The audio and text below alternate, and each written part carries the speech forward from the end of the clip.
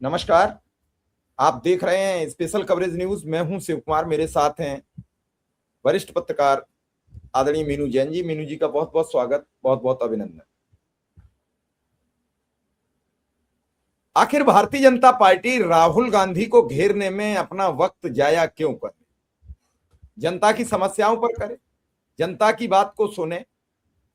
आज राहुल गांधी ने वैसे ही नरेंद्र मोदी पर एक बड़ी बढ़त कायम कर दी है, जो शायद इस देश की जनता बहुत लंबे समय तक याद रखेगी। झारखंड में एक आंदोलन चल रहा था, जिसको लेकर कल राहुल गांधी ने एक पत्र लिखा। शाम होते होते झारखंड के मुख्यमंत्री ने आंदोलनकारियों से मिलकर वो आंदोलन खत्म कर दिया।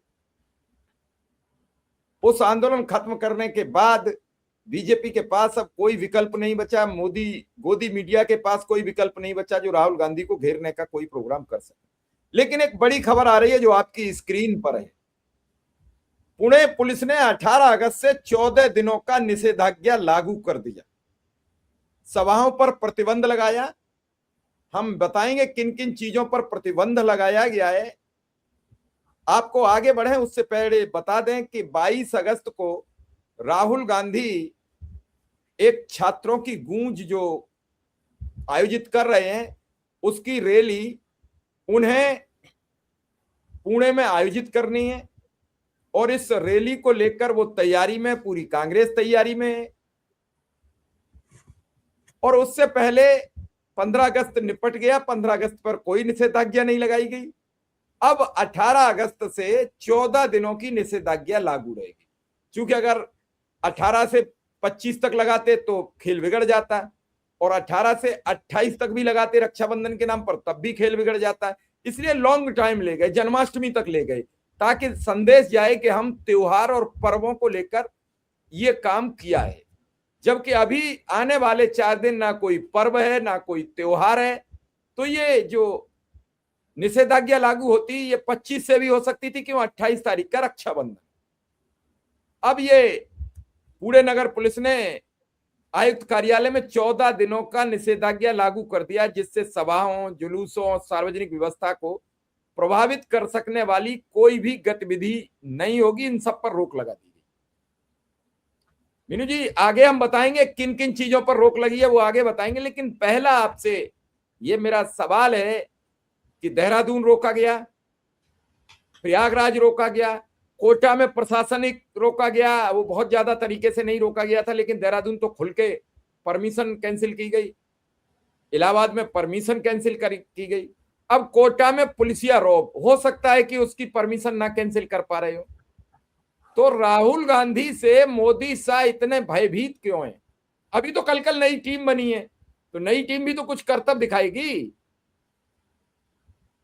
जी देखिए शिव कुमार जी, बहुत अचरज भी हो रहा है और बहुत कंफ्यूजन भी, उलझन में भी हूं कि मोदी सरकार को और मोदी के जो थिंक टैंक है या जो भी सलाहकार हैं, उनके दिमाग को हो क्या गया है। क्या दिमाग नहीं, कई बार ऐसा होता है शिव कुमार जी, जिस वक्त अचानक से कोई आपके ऊपर बम फूटे या आपदा आए तो आपका दिमाग काम करना बंद कर देता है और आप कुछ भी निर्णय नहीं ले पाते। और जो भी निर्णय उस ऐसी स्थिति में लेते हैं, शॉक या ट्रॉमा की स्थिति में, वो आपका निर्णय गलत पड़ता है। मुझे ऐसा लगता है कि मोदी साहब की जो निर्णय लेने की क्षमता थी, जो उनके दिमागी क्षमता, मुझे ऐसा लगता है कि वास्तव में मजाक की बात नहीं मैं कर रही हूं, वो कमजोर पड़ गई है। अदरवाइज इस तरह का आत्मघाती स्टेप वो बिल्कुल ना लेते। देखिए 22 तारीख को जो रैली हो रही है, वो रैली हो रही है केवल स्पेशल छात्राओं के लिए। छात्रों की गूंज में केवल छात्राएं आएंगी, देश भर से करीब 2.5 लाख छात्राएं आ रही है वहां उस रैली में ढाई पार्टिसिपेट लाख करने के लिए। 2.5 लाख 2.5 लाख और छात्र। छात्राएं पूरे देश भर से आ रही है। और उसमें मुद्दे कौन से डिस्कस किए जाएंगे? जो कि बच्चों, जो गर्ल चाइल्ड, मतलब जो लड़कियां हैं, उनकी शिक्षा दीक्षा, उनके लिए माहौल, और मतलब जो भी महिलाओं से जो जो उनके मुद्दे हैं, एजुकेशन है, उनकी शिक्षा है, पेपर लीकेज, जो भी महिलाओं से उनके रोजगार है, वो सब मुद्दे वहां पे डिस्कस किए जाएंगे। और उसके साथ महिला सुरक्षा का मुद्दा तो डेफिनेटली आ ही जाता है।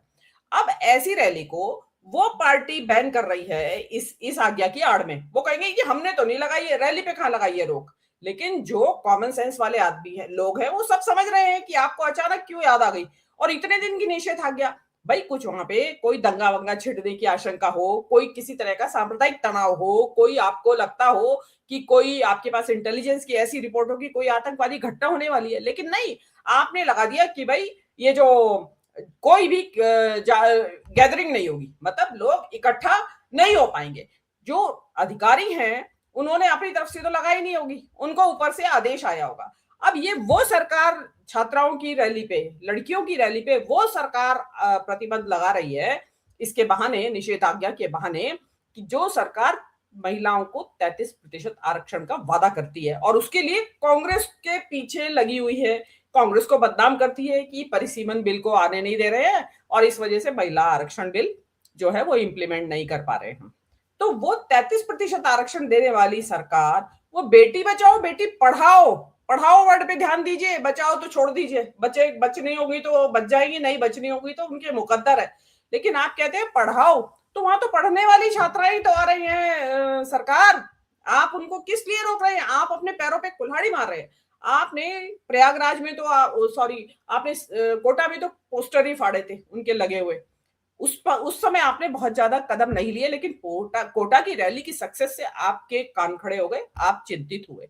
लेकिन उसके साथ साथ बहुत सारी घटनाएं और भी हुई हैं देश में, वो सब घटनाओं की वजह से आप बौखलाए हुए हैं। तो आपने जब देहरादून की रैली हुई, मैं एक बार जल्दी से रिमाइंड करा दूं दर्शकों को, देहरादून की रैली में जो कि पहले से ही 1,77,000 रुपया देके कांग्रेस पार्टी ने परेड ग्राउंड, जो कि मुख्य ग्राउंड है वहां का जहां पे इस तरह की रैलियां होती हैं बड़ी, उसको बुक करा लिया था। तो ऐन समय पे 2 दिन पहले उसकी परमिशन कैंसिल कर दी गई कि यहाँ पे तो हमारा कोई पहले से प्रोग्राम चल रहा था, तो उसको एक्सटेंशन दे दिया गया है। अब कांग्रेस ने आनंद फानन में दूसरी जगह एक स्कूल का ग्राउंड ढूंढा और उसमें उन्होंने अपनी रैली की, लेकिन सरकार यही बाज नहीं आई।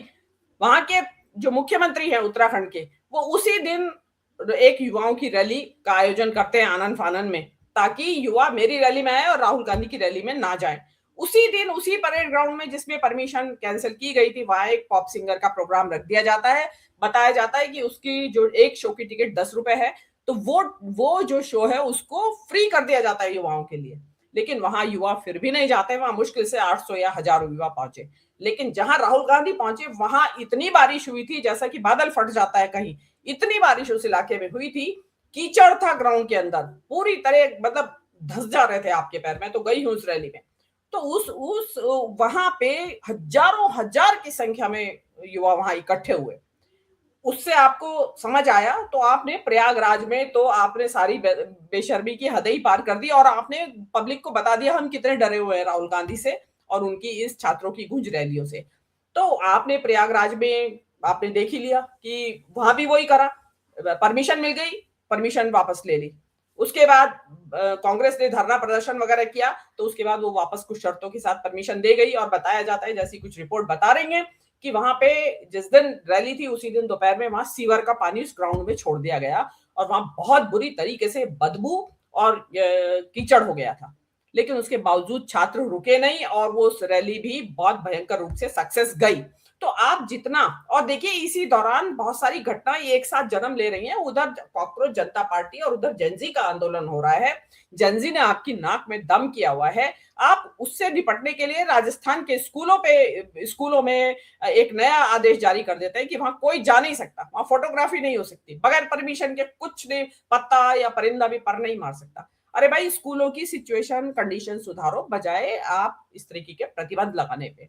तो ये सरकार इतनी डरी हुई है कि जेनजी से निपटे, कि छात्रों की गूंज से निपटे, कि राहुल गांधी से निपटे, कि आपके जो ये जो कॉकरोचेस हैं उनसे निपटे, उनको समझ नहीं आ रहा है। तो उससे निपटने के चक्कर में एक कल आपने देख ही लिया, वो एक नया रिशफल किया है उन्होंने, अपनी जो संगठनात्मक जो बदलाव किए हैं, उसमें मुख्य बदलाव अमित मालवीय का है। मैं 2 मिनट इसके ऊपर बोलना चाहूंगी।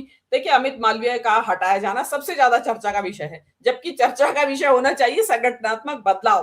लेकिन वो संगठनात्मक बदलाव इतने ज्यादा मतलब मामूली ऐसा है कि उनमें कोई ज्यादा महत्व नहीं है, तो उसमें तो सब कठपुतली उन्होंने सेट कर दिया। लेकिन अमित मालवीय का हटाया जाना सबसे ज्यादा चर्चा का विषय है। देखिए, अमित मालवीय को डेफिनेटली इसीलिए हटाया गया है कि अमित मालवीय सोशल मीडिया के इंचार्ज थे और उनको ये नहीं पता था कि इंस्टाग्राम पे युवाओं की क्या क्रांति चल रही है, किस तरीके की प्रेजेंस है। अमित मालवीय को पता ही नहीं चला कि इंस्टाग्राम पे एक अभी तमिलनाडु में टी विजय जोसेफ चुनाव जीत के मुख्यमंत्री बन गए हैं। उन्होंने उसके बावजूद भी भारतीय जनता पार्टी या मोदी की प्रेजेंस को इंस्टाग्राम पे नहीं उठाया।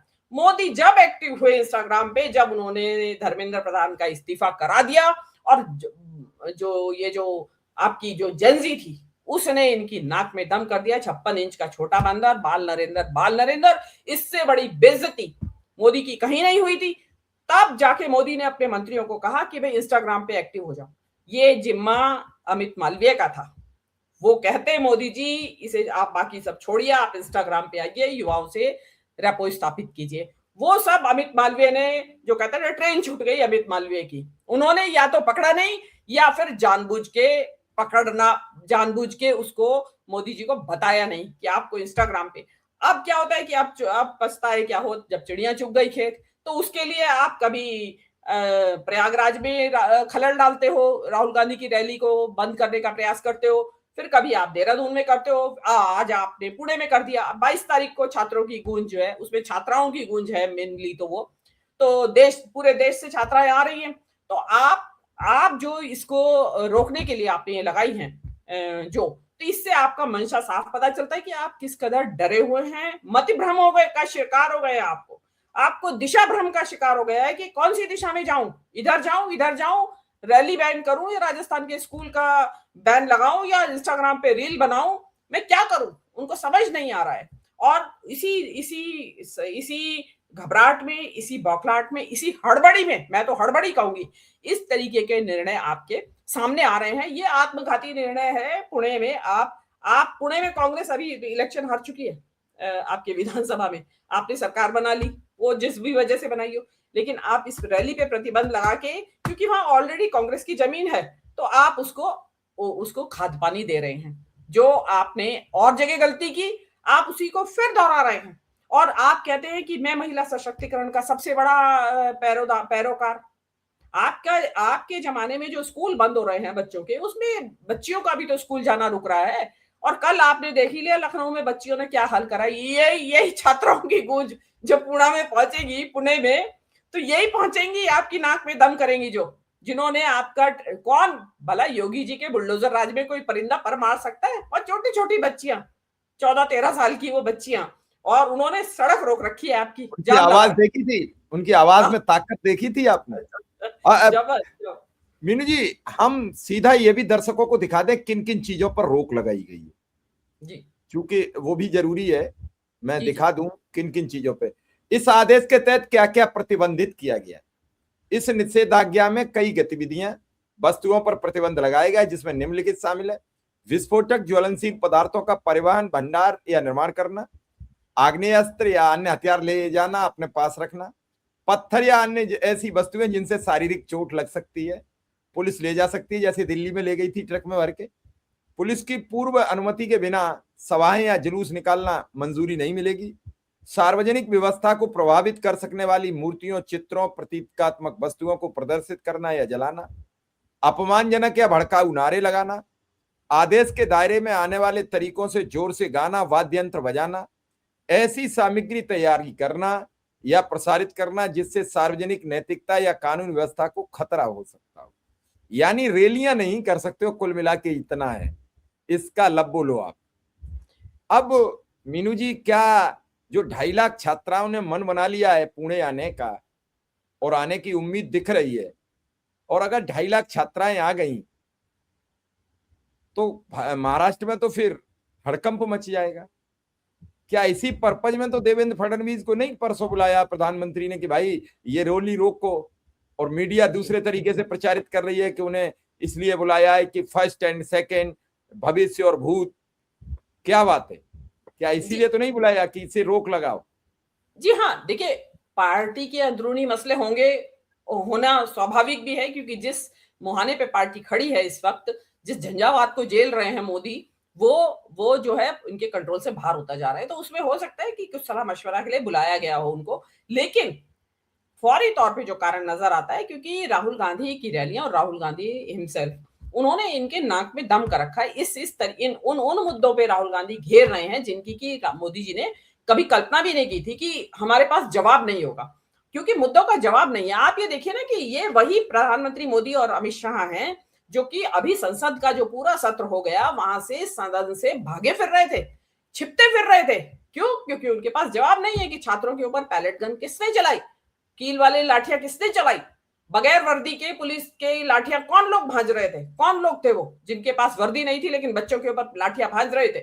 तो ये सवाल तो अभी पुणे की रैली में और जोर शोर से उठेगा शिव कुमार जी। अभी तो सोशल मीडिया के जरिए उठ रहा है, मेन स्ट्रीम मीडिया तो दिखाता नहीं है। तो सोशल मीडिया के जरिए जो पैलेट गन्स का और कील वाली लाठियां और बिना वर्दी के गुंडों का जो मुद्दा है, वो तो जो इसमें आप लास्ट के जो 3 है आप दोबारा से दिखा दीजिए। जो लास्ट वाले जो 3 पहलू है वो है मुख्य। उसमें कहा गया है कि अपमानजनक नारे और ये जो उसमें अपमानजनक या भड़काऊ नारे नहीं लगेंगे। अपमानजनक कौन से? कि 56 इंच का छोटा बंदर भाग नरेंद्र भाग नरेंद्र। तो उसका खतरा है कि वो बहुत तेजी से जोर जोर से बजेगा।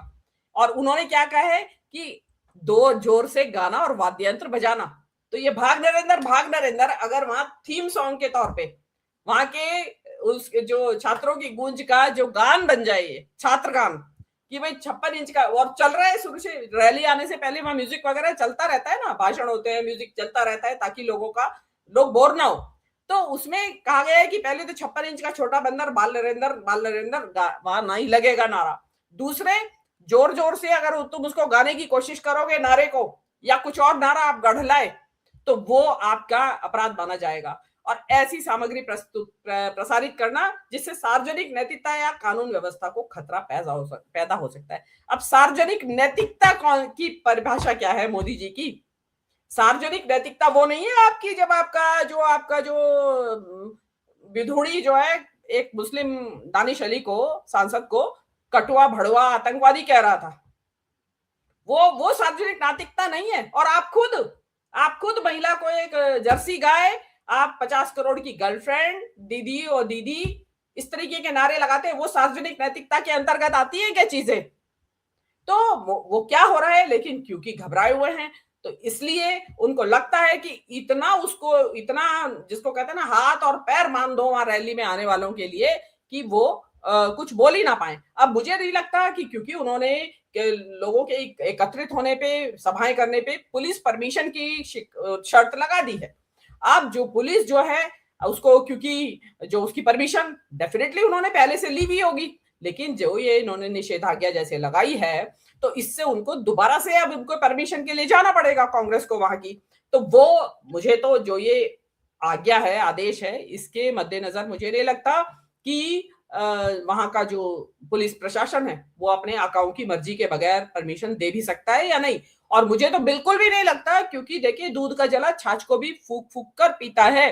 तो मोदी जी इतनी बुरी तरह से जले हुए हैं जंतर मंतर की वजह से, उनके शरीर में, उनकी जबान में, सारे में छाले पड़े हुए हैं इस टाइम जलने की वजह से, क्योंकि मोदी जी ने इस तरीके का, मोदी जी को एक इतनी महामानव और नॉन बायोलॉजिकल जो दैवी है, जो स्वर्ग से उतर के अवतारी पुरुष है, उनका इस तरीके से मान मर्दन हो जाए कि वो कहीं के ना रहे, बताओ। और वो अपनी छवि को बनाने के लिए इंस्टाग्राम पे आने की कोशिश करे तो उसको पूरी तरीके से फिर जेनजी तार तार कर, मतलब मोदी जी मुंह खोलते हैं और जेनजी उनके ऊपर सवार हो जाता है। ये स्थिति हमने आज तक नहीं देखी थी शिव कुमार जी। बच्चों ने लाजवाब कर दिया इस देश के प्रधानमंत्री को, मतलब किसी के बस में नहीं आए प्रधानमंत्री, किसी विपक्ष के, किसी नेता के, किसी के बस में नहीं आए प्रधानमंत्री। या तो ट्रंप के बस में आए थे या फिर इन बच्चों ने उनको जो कहते हैं ना नकेल डाल दी है, जो ऊंट को पहाड़ के नीचे लाके खड़ा कर दिया है बच्चों ने।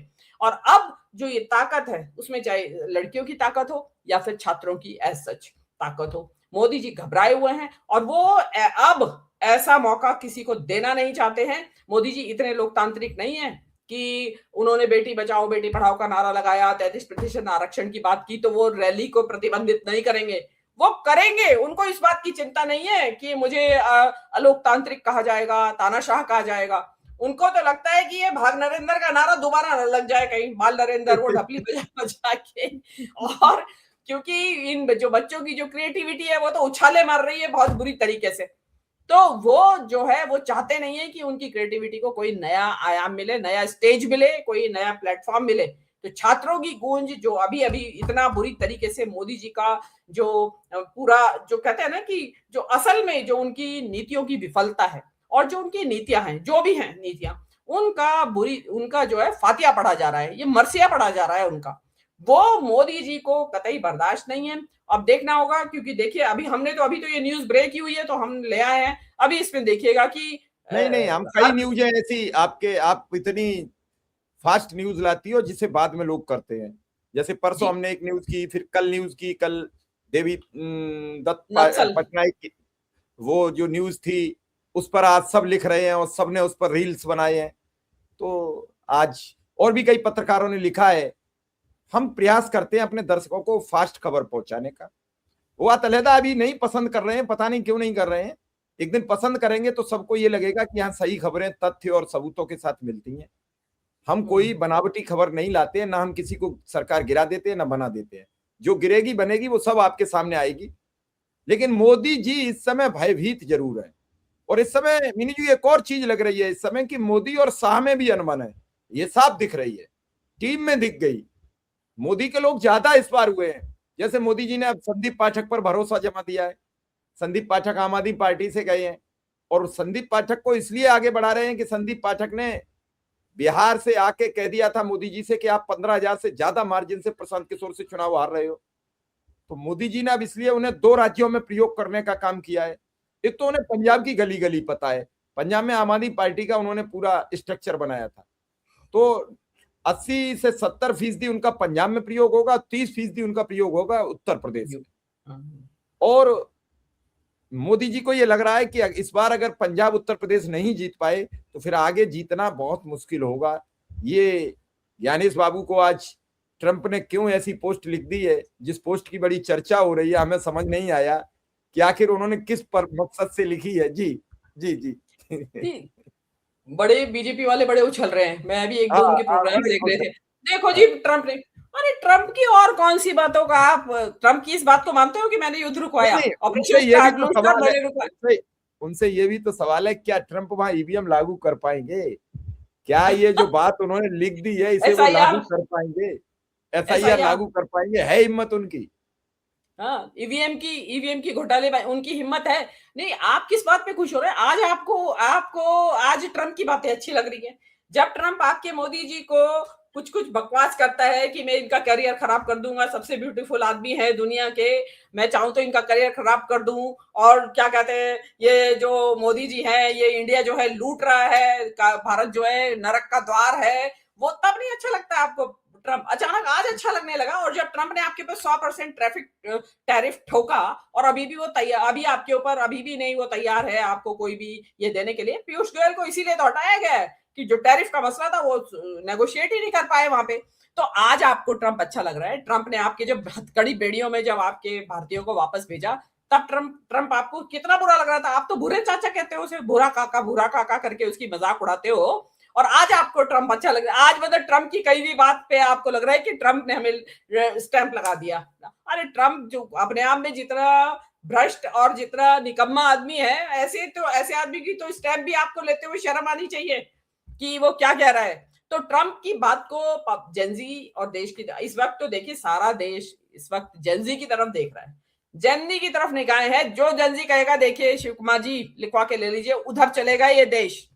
हवाओं का रुख जेनजी ले जाएंगे। इस देश की नैया जो है इस टाइम जेनजी खेल रहा है। अब जिस तरफ ले जाएगा जेनजी, भीड़ को उस तरफ चलना पड़ेगा।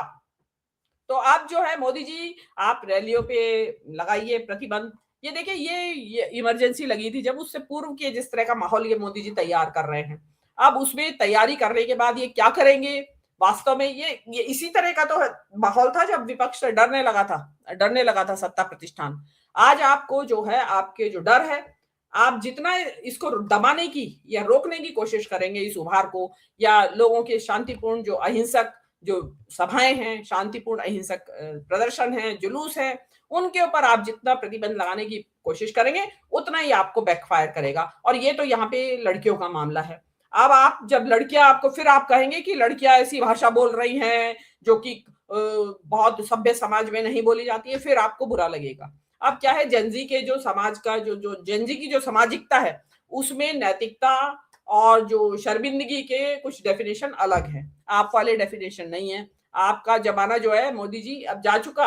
आपने तो इवन अपनी जो टीम थी जो सोशल मीडिया की, उसमें भी ऐसे लोग नहीं दिखाए कोई कि लगे कि हाँ भाई जो जेनजी के कुछ मुकाबला कर सकते हैं। तो आपको देखिए डरना है, उसके लिए कुछ लाइए, कुछ करिए। एजुकेशन में जो करने की बात है, जो परीक्षा का कल भी आपकी एक नीट जो एनटीए जो नीट की परीक्षा कराता है, उसी के द्वारा यूजीसी नेट की परीक्षा कराई गई। उसके 3 पेपर जो जून में हो चुके थे, उनका रिजल्ट आने वाला था, उनको कैंसिल कर दिया गया है। ये आपका अभी भी आपका तंत्र नहीं सुधर रहा है, तो इसका मतलब क्या है, आपके हाथ से निकला हुआ है मामला। सब अपनी अपनी डफली, अपनी अपनी सबकी अपना अपना राग चल रहा है, और मोदी जी जो है मुझे ऐसा लगता है कि असहाय बैठे हुए देख रहे हैं। उसके लिए बस उनके पास एक ही है कि हथौड़ा चलाओ।